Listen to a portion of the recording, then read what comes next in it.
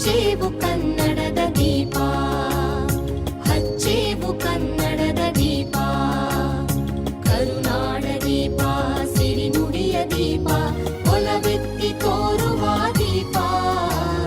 ಹಚ್ಚೇವು ಕನ್ನಡದ ದೀಪ, ಹಚ್ಚೇವು ಕನ್ನಡದ ದೀಪ.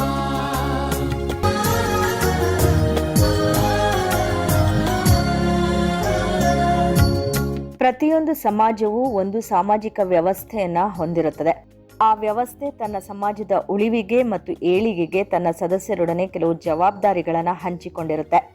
ಈ ಹಂಚಿಕೆ ವ್ಯಕ್ತಿಗಳ ಲಿಂಗ, ವಯಸ್ಸು ಮತ್ತು ಸಾಮರ್ಥ್ಯಗಳನ್ನು ಆಧರಿಸಿರುತ್ತೆ. ಈ ರೀತಿಯ ಹಂಚಿಕೆ ಕಾಲದಿಂದ ಕಾಲಕ್ಕೆ ಯುಗ ಧರ್ಮಕ್ಕೆ ಅನುಸಾರವಾಗಿ ಬದಲಾಗ್ತಾ ಇರುತ್ತೆ. ಮಹಿಳೆ, ಪುರುಷ, ಯುವಕ, ವೃದ್ಧ, ವೃದ್ಧೆ, ಯುವತಿ, ಮಕ್ಕಳು ಒಂದೇ ಕುಟುಂಬದಲ್ಲಿದ್ದು ಆ ಕುಟುಂಬದ ವಿವಿಧ ಆಶೋತ್ತರಗಳನ್ನು, ಅವಶ್ಯಕತೆಗಳನ್ನು ತಮ್ಮದೇ ರೀತಿಯಲ್ಲಿ ಪೂರೈಸ್ತಾ ಇರ್ತಾರೆ. ಇಂತಹ ಸಂದರ್ಭದಲ್ಲಿ ಒಬ್ಬರ ಮೇಲೊಬ್ಬರು ಪರಸ್ಪರ ಅವಲಂಬಿತರಾಗಿರ್ತಾರೆ. ಪ್ರತಿಯೊಬ್ಬರಿಗೂ ತಮ್ಮದೇ ಆದ ಹಕ್ಕು, ಕರ್ತವ್ಯಗಳಿರುತ್ತೆ, ಆಸೆ, ಆಕಾಂಕ್ಷೆಗಳಿರುತ್ತೆ. ಪ್ರತಿಯೊಬ್ಬರು ಆರಂಭದಿಂದಲೇ ಪೂರ್ವ ನಿರ್ಧಾರಿತ ರೀತಿಯಲ್ಲಿ ಸಮಾಜದ ಒಂದು ಭಾಗವಾಗಿ ತಮ್ಮ ಜವಾಬ್ದಾರಿಯನ್ನು ನಿರ್ವಹಿಸ್ತಾ ಇರ್ತಾರೆ. ಸಮಾಜವು ಎಷ್ಟೇ ಸಣ್ಣದಾಗಿರಲಿ ಅದರ ಸದಸ್ಯರ ಪಾತ್ರ ನಿರ್ವಹಣೆ ಮಹತ್ವಪೂರ್ಣವಾಗಿರುತ್ತೆ. ಈ ರೀತಿಯಲ್ಲಿ ವ್ಯಕ್ತಿ ಒಂದು ಸಮಾಜದ ಜೈವಿಕ ಪ್ರಕ್ರಿಯೆಯಲ್ಲಿ ಬೇರೆ ಬೇರೆಯಾಗಿ ಕಂಡರೂ ಸಹ ಬೇರೆ ಉದ್ದೇಶವನ್ನೇ ಹೊಂದಿದ್ದರ ತಮಗೆ ಅನುಕೂಲವಾದ ವಿಧಿವಿಧಾನಗಳನ್ನು ಅನುಸರಿಸಿದ್ರು, ತಮ್ಮ ಪ್ರತಿಭೆ ಕೌಶಲ್ಯಗಳನ್ನಾಧರಿಸಿ ಬೇರೆಯಾಗಿ ದುಡಿದ್ರು ಆ ಇಡೀ ಸಮುದಾಯದ ಕಲ್ಯಾಣಕ್ಕಾಗಿ ಒಂದಾಗಿ ಕಾರ್ಯನಿರ್ವಹಿಸ್ತಾ ಇರ್ತಾರೆ.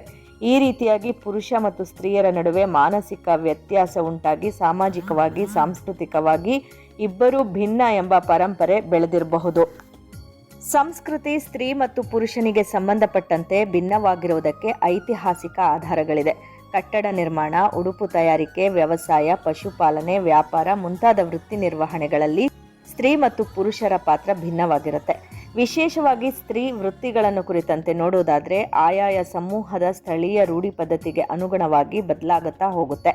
ಹೆಣ್ಣಿನ ಶಕ್ತಿ, ಸಾಮರ್ಥ್ಯ ಮತ್ತು ಪ್ರತಿಭೆಯನ್ನು ಆಧರಿಸಿದ ಬದಲಾವಣೆ ಇದಲ್ಲ. ಒಂದು ಸಾಂಪ್ರದಾಯಿಕ ವೃತ್ತಿ ಹಂಚಿಕೆ ಹೆಣ್ಣಿಗೆ ಅನಾದಿ ಕಾಲದಿಂದಲೂ ನಡೆದು ಬಂದಿದೆ. ದೈಹಿಕ ಶಕ್ತಿ, ಸಾಮರ್ಥ್ಯಕ್ಕೆ ಹೋಲಿಸಿದರೆ ಮಹಿಳೆ ಪುರುಷನಿಗಿಂತ ದುರ್ಬಲಳು ಮತ್ತು ಶಕ್ತಿಹೀನೆ. ಆದರೆ ಸಾಮಾಜಿಕ ಪಾತ್ರ ನಿರ್ವಹಣೆಯಲ್ಲಿ, ಸಂಸಾರವನ್ನು ನಿಭಾಯಿಸುವಲ್ಲಿ ಆಕೆ ತೋರುವ ಜಾಣ್ಮೆ, ಸಹನೆ, ಸಮಯ ಪ್ರಜ್ಞೆಗಳು ಯಾವ ಪುರುಷನಿಗೂ ಕಡಿಮೆ ಇಲ್ಲ. ಆಕೆಯ ಪ್ರತಿಭೆಯು ಪ್ರಖರವಾಗಿ, ಪ್ರಕಾಶಮಾನವಾಗಿ ಶೋಭಿಸುತ್ತೆ. ಆದ್ರಿಂದ ದೈಹಿಕ ಶಕ್ತಿ, ಸಾಮರ್ಥ್ಯವೇ ವ್ಯಕ್ತಿಯನ್ನ ಮಾಪನ ಮಾಡುವ ಏಕೈಕ ಮಾನದಂಡವೇನಲ್ಲ. ಮಹಿಳೆ ಪುರುಷನಿಗೆ ಸರಿಸಮಾನಳಾಗಿ ಹೊಲ, ಗದ್ದೆ, ಮನೆಯಲ್ಲಿ ದುಡಿಯುವುದು ಪ್ರಾಚೀನವಾದದ್ದು. ಮಕ್ಕಳ ಮತ್ತು ಹಿರಿಯರ ಜವಾಬ್ದಾರಿಯನ್ನ ಆಕೆ ಪ್ರಾರಂಭದಿಂದಲೂ ಪುರುಷನಿಗಿಂತ ಹೆಚ್ಚು ಕಾಳಜಿ ವಹಿಸಿ ನಿರ್ವಹಿಸ್ತಾ ಬಂದಿದ್ದಾಳೆ. ಈಗಲೂ ಹೆಣ್ಣು ಹೊರಗಿನ ಕೆಲಸವನ್ನ ಕಡಿಮೆ ನಿರ್ವಹಿಸಿದರೂ ಮನೆಯ ಕೆಲಸಗಳನ್ನ ಪುರುಷನಿಗಿಂತ ಅಧಿಕವಾಗಿಯೇ ನಿರ್ವಹಿಸುತ್ತಿದ್ದಾಳೆ. ಈ ಕಾರಣದಿಂದ ಸಮಾಜದಲ್ಲಿ ಮಹಿಳೆ ಮಾತ್ರವೇ ನಿರ್ವಹಿಸುವ ಕೆಲಸಗಳನ್ನು ನಿಗದಿಪಡಿಸಲಾಯಿತು. ಅಡುಗೆ ಮಾಡೋದು, ಬಟ್ಟೆ ಒಗೆಯೋದು, ಮನೆ ಶುಚಿಗೊಳಿಸೋದು, ಧಾನ್ಯ ಶೇಖರಣೆ, ಮನೆಗೆಲಸ, ನೂಲುವುದು, ಬುಟ್ಟಿ ಹೆಣೆಯುವುದು, ವ್ಯವಸಾಯದ ಕೆಲಸಗಳು, ಮಕ್ಕಳ ಲಾಲನೆ ಪಾಲನೆ, ಶುಶ್ರೂಷೆ, ನಾಟಿ ಔಷಧಿ ತಯಾರಿಕೆ ಮುಂತಾದವು ಹೆಣ್ಣಿನ ವೃತ್ತಿಗಳು ಎನಿಸಿದ್ವು. ಆಧುನಿಕ ಸಮಾಜದಲ್ಲಿ ಹೆಣ್ಣು ಪುರುಷನಿಗೆ ಸರಿಸಮಾನವಾಗಿ ಕಚೇರಿ ಅಥವಾ ಕಾರ್ಖಾನೆಗಳಲ್ಲಿಯೂ ದುಡಿದು ಬಂದು ಮನೆಯಲ್ಲಿಯೂ ತನ್ನ ಎಂದಿನ ಪಾತ್ರವನ್ನು ಚಾಚು ತಪ್ಪದೆ ನಿರ್ವಹಿಸ್ತಾ ಇರೋದ್ರಿಂದ ಪುರುಷನಿಗಿಂತ ಹೆಚ್ಚಿನ ಶ್ರಮ ಭಾರ ಆಕೆಗಾಗ್ತಾ ಇದೆ. ಹೀಗಿದ್ರೂ ಮಹಿಳೆಯ ಸ್ವತಂತ್ರ ಅಸ್ತಿತ್ವವನ್ನು ನಿರಾಕರಿಸುವ, ಅಧಾರ್ಮಿಕ ಮೌಲ್ಯವನ್ನೇ ಒಪ್ಪಿ ನಡೆಯುವ ಪುರುಷ ಸಮಾಜ ನಮ್ಮ ಕಣ್ಮುಂದಿದೆ. ಲಿಂಗಾಧಾರಿತ ನೆಲೆ ಇಡೀ ಮಾನವ ಜನಾಂಗವನ್ನ ಸ್ತ್ರೀ ಪುರುಷರಿಂದ ಇಬ್ಬಾಗ ಮಾಡಿತು. ಮಗು ಹುಟ್ಟುತ್ತಿದ್ದಂತೆಯೇ ಅದು ಗಂಡೋ ಹೆಣ್ಣೋ ಎಂದು ಬೆರಗಿನಿಂದ ನೋಡುವಂತೆ ಮಾಡಿತು. ಹೆಣ್ಣಾದರೆ ಋಣಾತ್ಮಕವಾಗಿ, ಗಂಡಾದರೆ ಗುಣಾತ್ಮಕವಾಗಿ ಮಾತನಾಡಿಕೊಳ್ಳುವುದನ್ನು ಕಲಿಸಿತು. ಭಯ, ವಿನಯ, ದಯೆ, ಚಂಚಲತೆ, ನಮ್ರತೆ, ಸೌಂದರ್ಯ ಸ್ತ್ರೀ ಪ್ರತೀಕಗಳೆಂಬಂತೆಯೂ ದೃಢಕಾಯ ಶರೀರ, ಪರಾಕ್ರಮ, ದಿಟ್ಟತನ, ಒರಟುತನ, ಹುಂಬತನ, ಅಹಂಕಾರಗಳೆಲ್ಲ ಪುರುಷ ಪ್ರತೀಕಗಳೆಂಬಂತೆ ಬಿಂಬಿಸಲಾಯಿತು. ಇದರಿಂದಾಗಿ ಮಹಿಳೆ ದಿಗ್ಬಂಧನಕ್ಕೊಳಗಾದ್ಲು. ವಾಸ್ತವವಾಗಿ ಹೆಣ್ಣಿಗೆ ಮುಟ್ಟು, ವಿವಾಹ, ಗರ್ಭಧರಿಸುವ ಸಂದರ್ಭ, ಬಾಣಂತನ ಮುಂತಾದ ಸಂದರ್ಭಗಳಲ್ಲಿ ಉದಾರವಾಗಿ ನಡೆಸಿಕೊಳ್ಳುವುದು, ಸವಲತ್ತು ನೀಡುವುದು, ಆರೈಕೆ ಮಾಡುವುದು ಸ್ತ್ರೀಯರಿಗೆ ನ್ಯಾಯವಾಗಿ ದೊರೆಯಬೇಕಾದ ಅನುಕೂಲಗಳೇ ವಿನಃ ಅದೇನು ದಾಕ್ಷಿಣ್ಯವಲ್ಲ. ಭವಿಷ್ಯದ ಜನಾಂಗವನ್ನು ತನ್ನ ಬಸಿರಿನಲ್ಲಿ ಬೆಳೆಸಿಕೊಡುವ ಹೆಣ್ಣು ಅಸಾಧಾರಣಳು. ಆ ಅವಧಿಯಲ್ಲಿ ಆಕೆ ವಿಶೇಷ ಸೌಲಭ್ಯಗಳನ್ನು ಪಡೆಯುವುದು ಆಕೆಯ ಹಕ್ಕು, ಅದು ಕೃಪೆಯಲ್ಲ. ಮಾನವ ಸಂಪತ್ತಿನ ವೃದ್ಧಿ ಮತ್ತು ಸಂಪನ್ಮೂಲದ ಉತ್ಪತ್ತಿಯಲ್ಲಿ ಹೆಣ್ಣಿನದು ಅಗ್ರಭಾಗ. ನಾಗರಿಕತೆಯ ಪೂರ್ವಯುಗದಲ್ಲಿ ಮಹಿಳೆ ಬಹಳ ಬಲಿಷ್ಠಳಾಗಿದ್ಲು. ಅಪ್ರತಿಮ ತೋಳ್ಬಲ ಉಳ್ಳವಳಾಗಿದ್ಲು. ಭಾವನಾತ್ಮಕ ಸಂವೇದನೆ ಆಕೆಯಲ್ಲಿ ತೀವ್ರವಾಗಿದ್ದು ಬದುಕನ್ನೇ ಬಿರುಗಾಳಿಯಂತೆ ಮೈಮೇಲೆ ಆಹ್ವಾನಿಸಿಕೊಂಡು ಬದುಕಿನಿಂದಲೇ ಬಲವನ್ನ ಪಡಿತಾ ಇದ್ಲು. ಜಗತ್ತಿನ ವಿನಾಶಕಾರಿ ಶಕ್ತಿಗಳೆಲ್ಲ ಆಕೆ ಎದುರು ಬಂದು ನಿಂತರೂ ಧೈರ್ಯಗಿಡ್ತಾ ಇರಲಿಲ್ಲ. ತನ್ನೆಲ್ಲ ಪ್ರಚಂಡ ಶಕ್ತಿಯನ್ನ ತನ್ನ ಬಣದ ಮುನ್ನಡೆಗೆ ಬಳಸ್ತಾ ಇದ್ಲು. ಸ್ತ್ರೀಯಾಗಿ ಹುಟ್ಟುವುದೇ ಅಂದು ಪೌರುಷದ ಸಂಕೇತವಾಗಿತ್ತು. ಆ ಕಾಲದ ಮಾನವ ಧರ್ಮದಂತೆ ಇಡೀ ಪರಿವಾರವನ್ನು ಉಳಿಸಿಕೊಂಡು ಬೆಳೆಸಿಕೊಂಡು ಹೋಗುವುದು ಹೆಣ್ಣಿನ ಕರ್ತವ್ಯವಾಗಿತ್ತು. ಹೆಣ್ಣು ಅಬಲೆಯಲ್ಲ ಸಬಲೆ. ಬಲಗೈಯಲ್ಲಿ ಚೂಪಾದ ಭರ್ಜಿ, ಎಡಗೈಯಲ್ಲಿನ ಕಲ್ಲಿನ ಕೊಡಲಿ ಹಿಡಿದು ಪರಿವಾರದೊಂದಿಗೆ ಬೇಟೆಗೆ ಹೊರಡ್ತಾ ಇದ್ಲು. ಬೇಟೆಯಲ್ಲಿ ಇಡೀ ಪರಿವಾರವನ್ನು ಅಪಾಯಕ್ಕೆ ನೂಕದೆ ಕಾಪಾಡುವುದು ಆ ಜನಾಂಗದೊಡತಿಯ ಕರ್ತವ್ಯವಾಗಿತ್ತು. ಬೇಟೆಗೆ ಹೆಣ್ಣೇ ಮೊದಲು ನುಗ್ತಾ ಇದ್ಲು. ಪುರುಷರು ಆಕೆಯನ್ನ ಅನುಸರಿಸ್ತಾ ಇದ್ರು. ಕ್ರಿಸ್ತಪೂರ್ವ 12,000 ವರ್ಷಗಳ ಹಿಂದೆಯೇ ಹೆಣ್ಣು ತನ್ನ ಸಹಜ ಆಸೆ ಆಕಾಂಕ್ಷೆಗಳನ್ನು ಪೂರೈಸಿಕೊಳ್ಳಲು ಅನುವಾಗುವಂತೆ ಪುರುಷನನ್ನು ಆಕರ್ಷಿಸಲು ಅಲಂಕಾರಕ್ಕೆ ಮಹತ್ವ ನೀಡಿದ್ದಾಳೆ ಎಂಬುದು ಶಿಲಾಯುಗದ ಸಂಶೋಧನೆಯಿಂದ ತಿಳಿದು ಬಂದಿದೆ. ಶಿಲಾಯುಗದ ಹೆಣ್ಣಿಗೆ ಜೈವಿಕ ಕ್ರಿಯೆಗಳ ಸಂದರ್ಭದಲ್ಲಿ ಕೆಲ ಸಮಯವಾದರೂ ಒಂದೆಡೆ ಉಳಿಯಬೇಕಾದ ಅನಿವಾರ್ಯತೆ ಉಂಟಾಗಿತ್ತು. ಇಂತಹ ಸಂದರ್ಭದಲ್ಲಿ ಒಂದು ಕಡೆ ನೆಲೆಗೊಳ್ಳಲು ಆದಿಮಾನವ ಸುರಕ್ಷಿತ ಪ್ರದೇಶಗಳನ್ನು ಹುಡುಕಿಕೊಂಡಿರಬಹುದು. ಆಗ ಪುರುಷ ಕಾಡುಗಳನ್ನು ಸುತ್ತಾಡಿ ಆಹಾರ ಪದಾರ್ಥಗಳನ್ನು ತಂದುಕೊಡುವುದು ಸಾಮಾನ್ಯವಾಗಿರಬಹುದು. ಹೆಣ್ಣು ತನ್ನ ಮಗುವಿನ ಲಾಲನೆ ಪಾಲನೆ ಆರೈಕೆ ತಂದಿದ್ದನ್ನು ಬೇಯಿಸಿ ಆಹಾರ ನೀಡಿ ಉಪಚರಿಸಬಹುದು. ಇದರಿಂದ ಗೃಹ ಕೃತ್ಯದ ಸಕಲ ಹೊಣೆಯನ್ನು ಹೊತ್ತ ಹೆಣ್ಣಿಗೆ ಯಜಮಾನಿಯ ಪಟ್ಟ ದೊರೆತು ಮಾತೃಪ್ರಧಾನ ಕುಟುಂಬಗಳು ಶಿಲಾಯುಗದಲ್ಲಿ ಬೆಳೆಯಲಾರಂಭಿಸಿದ್ವು. ಪ್ರಾಚೀನ ನಾಗರಿಕತೆಗಳಲ್ಲಿ ಸ್ತ್ರೀಯರ ಸಾಮಾಜಿಕ ಬದುಕನ್ನು ಕುರಿತು ಹೆಚ್ಚಿನ ಚಿಂತನೆ ನಡೆದಿಲ್ಲ. ಮಾನವನ ಇತಿಹಾಸದಲ್ಲಿ ಪುರುಷರು ತಮ್ಮ ಸ್ವಾರ್ಥಕ್ಕಾಗಿ ಸ್ತ್ರೀಯರನ್ನ ಧರ್ಮ, ರೂಢಿ, ಸಂಪ್ರದಾಯಗಳನ್ನು ಮುಂದು ಮಾಡಿಕೊಂಡು ಅತ್ಯಂತ ವ್ಯವಸ್ಥಿತವಾಗಿ ನಿಯಂತ್ರಿಸಿರುವುದನ್ನು ಇತಿಹಾಸ ಹೇಳುತ್ತೆ. ಹಾಗಾಗಿ ಸ್ತ್ರೀಯರ ಮೇಲಾಗುತ್ತಿರುವ ಅನ್ಯಾಯ ಪ್ರಾಚೀನವಾದದ್ದು ಎಂದು ಹೇಳಬಹುದಾಗಿದೆ. ಭಾರತದ ಪ್ರಾಚೀನ ನಾಗರಿಕತೆಯಾದ ಸಿಂಧು ಬಯಲಿನ ನಾಗರಿಕತೆಯಲ್ಲಿ ಸ್ತ್ರೀಯರನ್ನು ಅಲಂಕಾರದ ವಸ್ತುವಾಗಿಯೇ ನೋಡಿರುವುದು ಕಂಡುಬರುತ್ತದೆ. ಪತಿಯನ್ನು ಹೊಂದಿರದ ಮಹಿಳೆ ಬದುಕಲು ಅನರ್ಹಳು ಎಂದು ಆ ಕಾಲದಲ್ಲಿಯೇ ಭಾವಿಸಲಾಗ್ತಾ ಇತ್ತು. ಆದ್ದರಿಂದ ಮುಂದೆ ಸತಿ ಸಹಗಮನ ಸಾಮಾಜಿಕ ಪದ್ಧತಿಯಾಗಿ ಕಡ್ಡಾಯವಾಗಿ ಜಾರಿಗೊಳ್ಳಲು ಇಲ್ಲಿ ಸುಳಿವು ಸಿಗುತ್ತೆ. ಆರ್ಯರು ಭಾರತಕ್ಕೆ ಯಾವಾಗ ಬಂದರೋ ನಿರ್ದಿಷ್ಟವಾಗಿ ತಿಳಿಯದು. ಆದರೆ ಕ್ರಿಸ್ತಪೂರ್ವ ಸುಮಾರು 1000 ವರ್ಷಗಳ ಹಿಂದೆಯೇ ಬಂದಿರೋದು ಸ್ಪಷ್ಟವಿದೆ. ಸಿಂಧೂ ನದಿ ಪಾತ್ರಗಳ ಫಲವತ್ತಾದ ಪ್ರದೇಶಗಳಲ್ಲಿ ತಾವು ನೆಲೆಸಿ ತಮ್ಮ ಸಂಸ್ಕೃತಿಯನ್ನು ಬೆಳಗಿಸಲು ಆರ್ಯರು ಆರಂಭಿಸಿದ್ರು. ವಿಂಧ್ಯ ಪರ್ವತ ಪ್ರದೇಶದ ದಕ್ಷಿಣಕ್ಕೆ ಬಂದ ದ್ರಾವಿಡರು ಆರ್ಯ ಸಂಸ್ಕೃತಿಯ ಪ್ರಭಾವಕ್ಕೆ ಒಳಗಾದರು. ಹೀಗಾಗಿ ಭಾರತೀಯ ಸಂಸ್ಕೃತಿ ಆ ಕಾಲಕ್ಕೆ ಮಿಶ್ರ ಸಂಸ್ಕೃತಿಯಾಗಿ ಬೆಳೀತು. ಅದನ್ನು ಆರ್ಯ ದ್ರಾವಿಡ ಸಂಸ್ಕೃತಿ ಎಂದು ಕರೆಯಲಾಗಿದೆ. ಈ ಎರಡು ಸಂಸ್ಕೃತಿಗಳು ಮಾನವ ಕುಲಕ್ಕೆ ಕೊಟ್ಟ ಮಹತ್ವದ ಕಾಣಿಕೆ ಎಂದರೆ ವೇದಗಳು. ಋಗ್ವೇದ, ಯಜುರ್ವೇದ, ಅಥರ್ವಣ ವೇದ, ಸಾಮವೇದಗಳು ಒಂದೇ ಕಾಲಕ್ಕೆ ರಚಿತವಾದವುಗಳಲ್ಲ. ಅಲ್ಲದೆ ಈ ವೇದಗಳು ಧಾರ್ಮಿಕ ಗ್ರಂಥಗಳಾದರೂ ಆ ಕಾಲದ ಸಾಮಾಜಿಕ ಜೀವನದ ಮೇಲೆ ಬೆಳಕು ಚೆಲ್ಲುವುದರಿಂದ ಮತ್ತು ಇತರೆ ವಿಷಯಗಳ ಜೊತೆಗೆ ಸ್ತ್ರೀಯರ ಸ್ಥಾನಮಾನ ಕುರಿತ ಸಾಹಿತ್ಯಕ ಆಧಾರಗಳು ಇಲ್ಲಿ ದೊರೆಯೋದರಿಂದ ವೇದಗಳ ಕಾಲದಲ್ಲಿ ಮಹಿಳೆಯರ ಸಾಮಾಜಿಕ ಸ್ಥಿತಿಗಳನ್ನು ಅರಿಯಲು ಸಹಾಯಕ ಆಗಿದೆ. ವೇದಗಳ ಆರಂಭದಲ್ಲಿ ಮಹಿಳೆಯರಿಗಿದ್ದ ಆದ್ಯತೆಗಳು ಕ್ರಮೇಣ ಕಡಿಮೆಯಾಗಿದೆ. ವೇದಾಧ್ಯಯನದಂತಹ ಗಂಭೀರ ವಿಷಯಗಳನ್ನು ಅಧ್ಯಯನ ಮಾಡಲು ಮಹಿಳೆಯರು ಯೋಗ್ಯರಲ್ಲ ಎಂಬ ತೀರ್ಮಾನಕ್ಕೆ ಬಂದಂತಿದೆ. ಉಪನಯನ, ಬ್ರಹ್ಮಚರ್ಯಗಳು ಸ್ತ್ರೀಯರಿಗೆ ಇದ್ದರೂ ಸಹ ಪುರುಷ ಶ್ರೇಷ್ಠತೆಯೇ ಪ್ರಾಬಲ್ಯ ಪಡೆದಂತಿದೆ. ಬ್ರಹ್ಮವಾದಿನಿಯರ ಸ್ಥಾನವನ್ನು ಸದ್ಯೋವಧುಗಳು ಅಂದರೆ ಸಂಸ್ಕಾರಸ್ಥರು ಪಡೆಯುವುದು ಹೆಚ್ಚಾದ ಹಾಗೆ ಪುರುಷನಿಗೆ ಸರಿಸಮಾನರಾಗಿದ್ದ ಸ್ತ್ರೀಯರ ಸಂಖ್ಯೆ ಕ್ಷೀಣಿಸತೊಡಗಿದೆ. ಕ್ರಮೇಣ ವಿದ್ಯೆ ಕೂಡ ಸ್ತ್ರೀಯರಿಗೆ ಸಿಗದಂತಾಗಿದೆ. ಆಧ್ಯಾತ್ಮಿಕ ವಿದ್ಯೆಯಿಂದ ಹೆಣ್ಣನ್ನು ಹೊರಗಿಟ್ಟು ಗೃಹ ಜೀವನಕ್ಕೆ ಬೇಕಾದ ವಿದ್ಯೆ ನೀಡುವ ಪರಿಪಾಠ ಬೆಳೆಯಲಾರಂಭಿಸಿದ ಮೇಲೆ ಹೆಣ್ಣನ್ನು ಒಬ್ಬ ಆದರ್ಶ ಸತಿಯಾಗಿ ಗಂಡನ ಸೇವಕಳಾಗಿ ರೂಪಿಸುವ ತರಬೇತಿ ನೀಡುವುದೇ ಪ್ರಧಾನವಾಗಿ ಕಂಡುಬಂದಿದೆ. ಮೊದಲಿಗೆ ವೇದಾಧ್ಯಯನಕ್ಕೆ ಹೆಣ್ಣಿಗೆ ನಿಷೇಧ ಹೇರಿ ಅನಂತರದಲ್ಲಿ ವ್ಯಾಕರಣ, ಮೀಮಾಂಸೆ, ಶಿಕ್ಷಾ, ತಕ್ತ, ನಿರುಕ್ತ, ಛಂದಸ್ ಮತ್ತು ಜ್ಯೋತಿಷ್ಯ ಧ್ಯಾನವನ್ನು ಸ್ತ್ರೀಯರಿಗೆ ನಿರಾಕರಿಸಲಾಗಿದೆ. ಹಾಗಾಗಿ ಸ್ತ್ರೀಯರ ವಿಷಯದಲ್ಲಿ ವೇದಗಳ ಆರಂಭ ಕಾಲಕ್ಕೆ ಕಾಣುವ ಮಹತ್ವ ವೇದೋತ್ತರ ಕಾಲಕ್ಕೆ ಕಂಡುಬರುವುದಿಲ್ಲ. ಇದರಿಂದ ಹೆಣ್ಣು ಆ ಕಾಲದಿಂದಲೇ ಕತ್ತಲೆಗೆ ನೂಕಲ್ಪಟ್ಟಿದ್ದಾಳೆ ಎಂದು ನಿಸ್ಸಂಶಯವಾಗಿ ಹೇಳಬಹುದಾಗಿದೆ. ಆದರೂ ಸಹ ರೋಮಶ, ಲೋಪಮುದ್ರ, ಕಾಮಾಯಿನಿ, ಯವಿ, ವೈವಶ್ವತಿ, ಪೌಲೋಮಿ, ಶಚಿ, ಮೈತ್ರೇಯಿ, ಸುಲಭ, ಗಾರ್ಗಿ, ವಾಚಕ್ನವಿ, ವಢವ, ಪ್ರಾತಿತೇಯಿ ಇವರ ಹೆಸರುಗಳು ವೇದಗಳ ಕಾಲದಲ್ಲಿ ನಮಗೆ ಮುಖ್ಯ ಭೂಮಿಕೆಯಲ್ಲಿ ಸಿಗ್ತವೆ. ಜೈನ ಧರ್ಮದಲ್ಲಿ ಸ್ತ್ರೀಯರಿಗೆ ವಿದ್ಯೆ ಕಲಿಯಲು ಜೈನ ಸನ್ಯಾಸಿಗಳಾಗಲು ಅವಕಾಶ ಇದೆ. ಜೈನರಲ್ಲಿ ಸನ್ಯಾಸಿನಿಯರೇ ಮೊದಲಿಗೆ ಸಂಖ್ಯೆಯಲ್ಲಿ ಹೆಚ್ಚಳ ಇದ್ದು ಕ್ರಮೇಣವಾಗಿ ಕಡಿಮೆಯಾದಂತೆ ತೋರುತ್ತೆ. ಸ್ತ್ರೀ ಶಿಕ್ಷಣಕ್ಕೆ ಹೆಚ್ಚಿನ ಆದ್ಯತೆ ಇದ್ದು ಗಣಿನಿ, ಸಾಧ್ವಿ, ಪ್ರವರ್ತಿನಿ ಮುಂತಾದ ವಿದುಷಿಯರಿರುವುದು ಸ್ಪಷ್ಟವಾಗಿ ತೋರುತ್ತೆ. ಗಣಿನಿ ಎಂಬಾಕೆ ಜೈನ ಸಂಘದ ಮುಖ್ಯಸ್ಥೆಯಾಗಿದ್ದು ಶ್ರಾವಕರಿಗೆ ಬೋಧನೆ ಮಾಡ್ತಾ ಇದ್ಲು. ಆಕೆ ಸಾಧ್ವಿ ಎಂದು ಪ್ರಸಿದ್ಧಳಾಗಿದ್ಲು ಎಂಬುದು ಸಹ ತಿಳಿದುಬರುತ್ತೆ. ಜೈನ ಧರ್ಮ ಪ್ರಚಾರಕ್ಕೆ ಪ್ರವಾಸ ಮಾಡುವ ಮಹಿಳೆಯರನ್ನ ಪ್ರವರ್ತಿಯರೆಂದು ಕರೆಯುವುದರಿಂದ ಮಹಿಳೆಯರಿಗೂ ಧಾರ್ಮಿಕ ಸ್ವಾತಂತ್ರ್ಯ ಮತ್ತು ಶೈಕ್ಷಣಿಕ ಸ್ವಾತಂತ್ರ್ಯವಿರೋದು ಕಂಡುಬರುತ್ತೆ.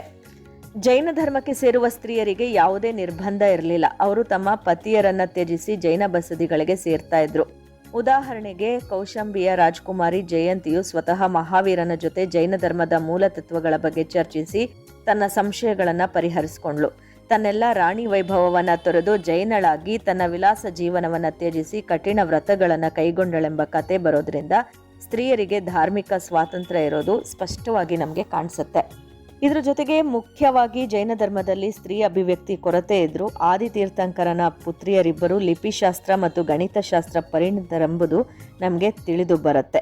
ಬ್ರಾಹ್ಮಿಯಿಂದ ಬ್ರಾಹ್ಮಿ ಲಿಪಿ, ಸುಂದರಿಯಿಂದ ಗಣಿತಶಾಸ್ತ್ರ ಬೆಳೆಯಿತು ಎಂಬುದು ನಂಬಿಕೆ. ಬುದ್ಧನ ಕಾಲದಲ್ಲಿ ದೀಕ್ಷೆಗೆ ಉತ್ತೇಜನ ನೀಡೋದನ್ನ ಮುಖ್ಯವಾಗಿಸಿಕೊಂಡದ್ರಿಂದ ಸ್ತ್ರೀಯರು ಪ್ರಾಪಂಚಿಕ ಚಿಂತನೆಗೆ ಮೂಲಪ್ರಾಯರು, ಮೋಕ್ಷ ಸಾಧನೆಗೆ ಅಡ್ಡಿಯಾಗುವವರು.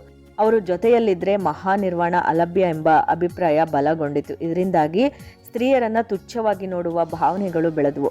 ಮಹಿಳೆಯರು ಸನ್ಯಾಸವನ್ನು ಸ್ವೀಕರಿಸಿ ಲೌಕಿಕ ಸಂಪತ್ತನ್ನ ತ್ಯಾಗ ಮಾಡಿ ಪರಮ ಪದವಿಗಾಗಿ ಜೀವನವನ್ನ ಮುಡುಪಾಗಿಟ್ಟಿದ್ದು ಸ್ತ್ರೀ ಪುರುಷರ ಸ್ವಾಭಾವಿಕ ಬದುಕನ್ನ ಕಟ್ಟಿಹಾಕಿದಂತೆಯೇ ಸರಿ.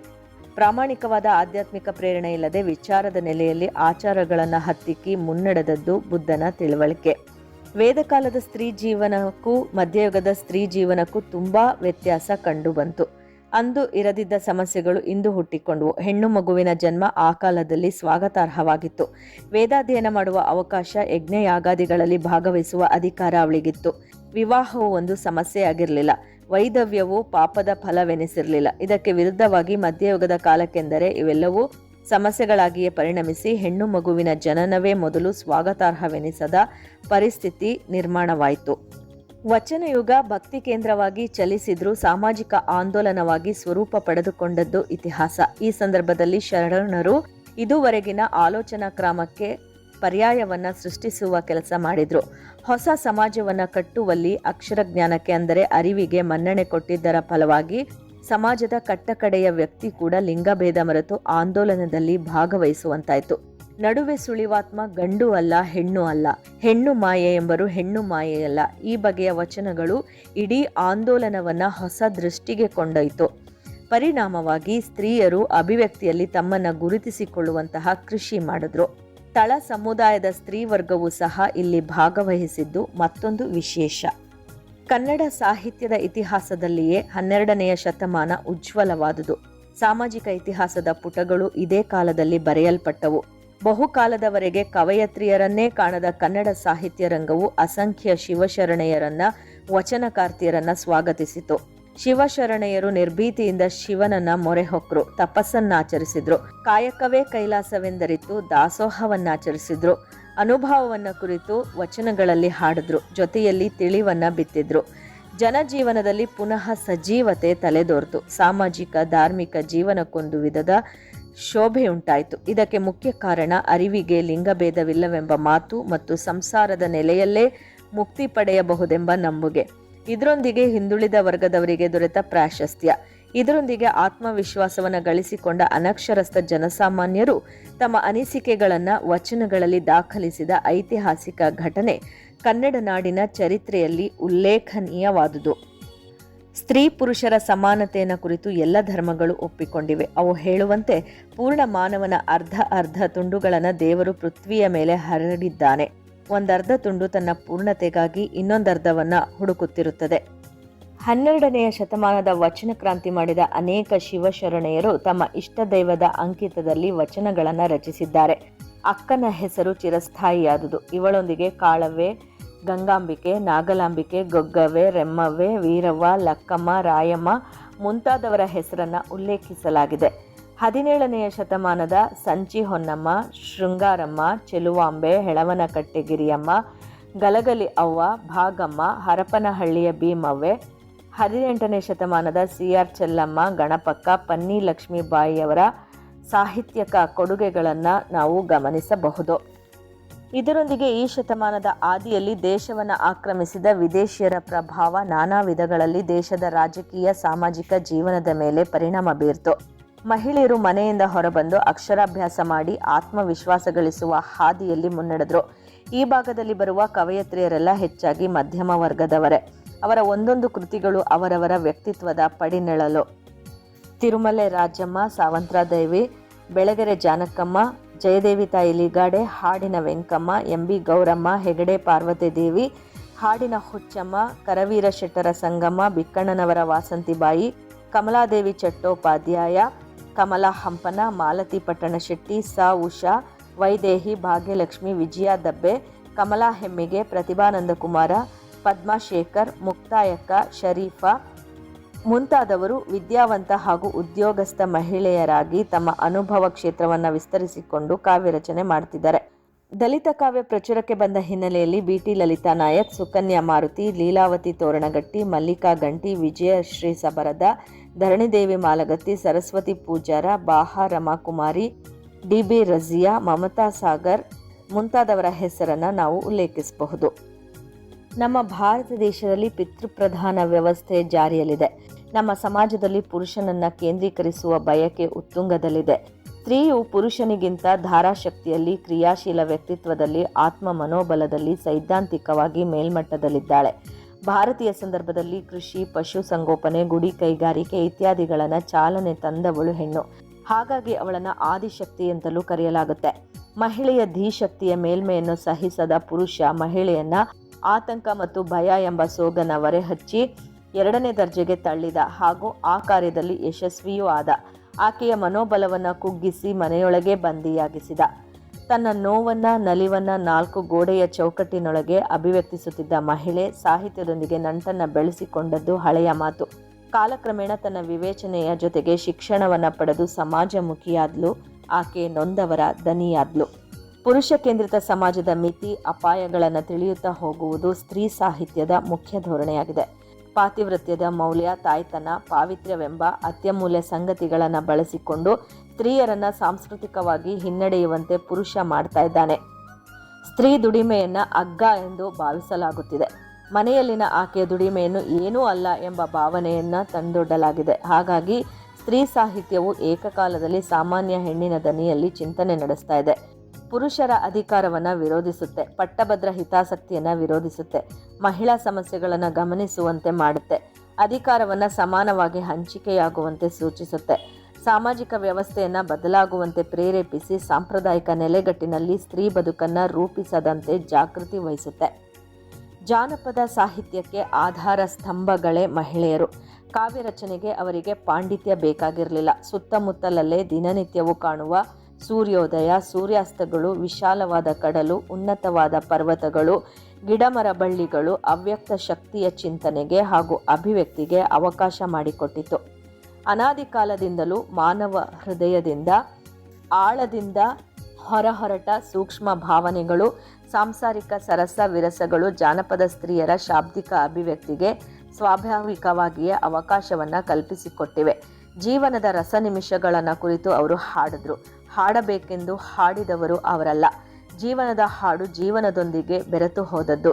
ಜೀವನಕ್ಕೂ ಕಾವ್ಯಕ್ಕೂ ಕೃತ್ರಿಮ ಸಂಬಂಧ ಅಲ್ಲಿರಲಿಲ್ಲ. ಸಂತೋಷ, ದುಃಖ, ವಿರಹ, ಮಿಲನ, ಕರುಣೆ, ಭಯಗಳು ಸ್ವಾಭಾವಿಕವಾಗಿಯೇ ಅಭಿವ್ಯಕ್ತಿಯನ್ನು ಪಡೆದುವು. ಒಟ್ಟಿನಲ್ಲಿ ಸಾಂಪ್ರದಾಯಿಕ ಜೀವನ ಹಾಗೂ ಆದರ್ಶೀಕರಣದ ಪ್ರಭಾವವನ್ನು ತಮ್ಮ ಸರಳ ನುಡಿಗಳಲ್ಲಿ ಜನಪದ ಸ್ತ್ರೀಯರು ಬಿಂಬಿಸತೊಡಗಿದ್ರು. ದೇವರು, ದಿಂಡರು ಅವರ ಪಾಲಿಗೆ ತಮ್ಮ ಆಪ್ತರೇ ಆದರು. ಪುರಾಣ ಕಥೆಗಳನ್ನು ವೈಭವಯುತವಾಗಿ ತಮ್ಮ ಕಥೆಯಂತೆಯೇ ಅಭಿವ್ಯಕ್ತಿಸಿದ್ರು. ಮಹಿಳೆಯರು ಇವತ್ತು ಯಾವ ವಿಷಯಗಳ ಬಗ್ಗೆ ಬರೀತಾ ಇಲ್ಲ, ಎಲ್ಲ ವಿಷಯಗಳು ಇಂದು ಅವರ ಸಾಹಿತ್ಯದ ಪರಿಧಿಯೊಳಗೆ ಬಂದಿದೆ. ಅದಕ್ಕಾಗಿ ಅವರು ಹೊಸ ಭಾಷೆಯನ್ನು ಕಂಡುಕೊಳ್ತಾ ಇದ್ದಾರೆ. ಅಗತ್ಯವಾದಲ್ಲಿ ಪಾರಿಭಾಷಿಕವನ್ನು ಹುಟ್ಟು ಹಾಕ್ತಾ ಇದ್ದಾರೆ. ಸಮಕಾಲೀನ ಮಹಿಳಾ ಕವಿಗಳು ತಮ್ಮದೇ ಆದ ಭಾಷೆ, ಶೈಲಿ, ಕಾಳಜಿಗಳನ್ನು ದಾಖಲಿಸ್ತಾ ಇದ್ದಾರೆ. ಇವತ್ತು ಬರಿತಾ ಇರುವಂತಹ ಹುಡುಗನೊಬ್ಬ ಬಸವಣ್ಣನನ್ನು ಅನುಕರಿಸಿ ಬರೆದ್ರೆ ಯಾರೂ ಅದನ್ನೆತ್ತಿ ಮಾತನಾಡುವುದಿಲ್ಲ. ಆದರೆ ಹುಡುಗಿಯೊಬ್ಬಳು ಮಹಾದೇವಿಯನ್ನು ಅನುಕರಿಸಿದರೆ ಅವಳಿಗೆ ಕಾವ್ಯ ವಿಮರ್ಶಕರ ಉರುಳು ಖಂಡಿತ. ಹಾಗಾಗಿ ಇಂದಿನ ಹುಡುಗಿಯರು ತಾನು ಬರೆದ ಕಾವ್ಯ ತನ್ನದೇ ಅಭಿವ್ಯಕ್ತಿಯಾಗಬೇಕು ಎನ್ನುವ ಎಚ್ಚರದಲ್ಲಿ ಬರಿತಾ ಇದ್ದಾರೆ. ಅಕಸ್ಮಾತ್ ಹಳಬರ ಚಿಂತನೆಯನ್ನು ಪರಿಗಣಿಸಿದರೂ ಅದನ್ನು ಪ್ರಶ್ನಿಸಲು ಅಥವಾ ತಮ್ಮ ವಾದಕ್ಕೆ ಸಮರ್ಥನೆಗಾಗಿ ಬಳಸಿಕೊಳ್ತಾರೆ. ಪ್ರಸ್ತುತ ಕನ್ನಡ ಕಾವ್ಯ ಅತ್ಯಂತ ತೀವ್ರವಾಗಿ ಜಾತಿ ರಾಜಕೀಯ ಸುಳಿಯಲ್ಲಿ ಸಿಕ್ಕಿ ಹಾಕಿಕೊಂಡಿರೋದ್ರಿಂದ ಇವತ್ತು ಕವಿ ಎಂದು ಗುರುತಿಸಿಕೊಳ್ಳುವುದೇ ಒಂದು ಪೊಲಿಟಿಕಲ್ ಸ್ಟೇಟ್ಮೆಂಟ್. ಇಂದು ಲಿಂಗಾಧಾರಿತ ತಾರತಮ್ಯಕ್ಕಿಂತ ಹೆಚ್ಚಾಗಿ ಹಾಗೂ ಬಲವಾಗಿ ಜಾತಿ ರಾಜಕಾರಣ ಕಾವ್ಯದಲ್ಲಿ ಬಳಸಿಕೊಳ್ತಾ ಇದೆ. ಬರೆದ ಸಾಹಿತ್ಯ ಎಷ್ಟು ಶಕ್ತಿಶಾಲಿ ಎನ್ನುವುದು ಯಾರು ಬರೆದಿದ್ದು ಎನ್ನುವುದರ ಮೇಲೆ ನಿರ್ಧಾರಿತವಾಗುತ್ತದೆ. ಅದು ಕ್ರಮೇಣ ಸಾಹಿತ್ಯಕ್ಕೆ ಹೊರತಾದ ಸಂದರ್ಭಗಳಿಗೆ ಅಂದರೆ ಪ್ರಶಸ್ತಿ, ಸನ್ಮಾನ, ಅಕಾಡೆಮಿಗಳ ಸದಸ್ಯತ್ವ ಇತ್ಯಾದಿಗೆ ಆವರಿಸಿದೆ. ಸದ್ಯಕ್ಕೆ ಅದರಿಂದ ಪಾರಾಗುವ ಉಪಾಯ ಕಾಣಿಸ್ತಾ ಇಲ್ಲ. ಸಾಮಾಜಿಕ ನ್ಯಾಯ ಎನ್ನುವುದು ಈಗ ಸೃಜನಶೀಲ ಕ್ಷೇತ್ರಗಳಿಗೂ ಅನ್ವಯಿಸ್ತಾ ಇರೋದ್ರಿಂದ ಎಲ್ಲರಿಗೂ ಸಮಾನ ಅವಕಾಶ ಎನ್ನುವ ನಿಯಮದಡಿ ಶುದ್ಧ ಕಾವ್ಯಾಭಿವ್ಯಕ್ತಿ ಎನ್ನುವ ಪರಿಗಣನೆಯಲ್ಲಿ ಏರುಪೇರಾದರೂ ಸಹಿಸಬೇಕಾಗುತ್ತೆ, ಪರವಾಗಿಲ್ಲ. ಆದರೆ ಮಹಿಳಾ ಕಾವ್ಯಕ್ಕೆ ಸದ್ಯಕ್ಕೆ ಧಕ್ಕೆ ಏನಿಲ್ಲ. ಮುಂದೆ ಏನಾಗುತ್ತೋ ಗೊತ್ತಿಲ್ಲ. ಒಂದಂತೂ ಸ್ಪಷ್ಟ, ಇಂದು ತಾಯ್ತನ, ಹೆಣ್ತನ ಎನ್ನುವ ಪರಿಕಲ್ಪನೆಗಳೆಲ್ಲ ಮರು ವ್ಯಾಖ್ಯಾನಕ್ಕೆ ಒಳಗಾಗ್ತಾ ಇದೆ. ಹಾಗಾಗಿ ಮಹಿಳೆಯರ ಸಾಹಿತ್ಯ ಇವನ್ನೇ ಪ್ರತಿಫಲಿಸುತ್ತೆ. ಹಾಗಾಗಿ ಮಹಿಳಾ ಸಾಹಿತ್ಯ ಎರಡನೆಯ ದರ್ಜೆ ಬರಹವೆಂದು ಭಾವಿಸಿದರೆ ಅದಕ್ಕೆ ಕಟುವಾದ ಪ್ರತಿರೋಧ ಖಂಡಿತ. ಸಂಕೀರ್ಣ ಸಾಮಾಜಿಕ ಸಾಂಸ್ಕೃತಿಕ ಸಂದರ್ಭಗಳಲ್ಲಿ ತಮ್ಮ ಸಾಹಿತ್ಯವನ್ನು ಸಮರ್ಥಿಸಿಕೊಳ್ಳುವ, ಅದಕ್ಕೆ ತಕ್ಕ ಮನ್ನಣೆಗೆ ಒತ್ತಾಯಿಸುವ ಕೆಲಸ ಪ್ರಯಾಸಕರವಾದದ್ದು. ಆದರೂ ಮಹಿಳೆಯರು ಇಂದು ಸಾಹಿತ್ಯ ಕೃಷಿಯಲ್ಲಿ ಸಡಗರದಿಂದ ತೊಡಗಿಸಿಕೊಂಡಿದ್ದಾರೆ ಮತ್ತು ಮುಂಚೂಣಿಯಲ್ಲಿದ್ದಾರೆ. ಎಲ್ಲೆಲ್ಲಿ ಕನ್ನಡದ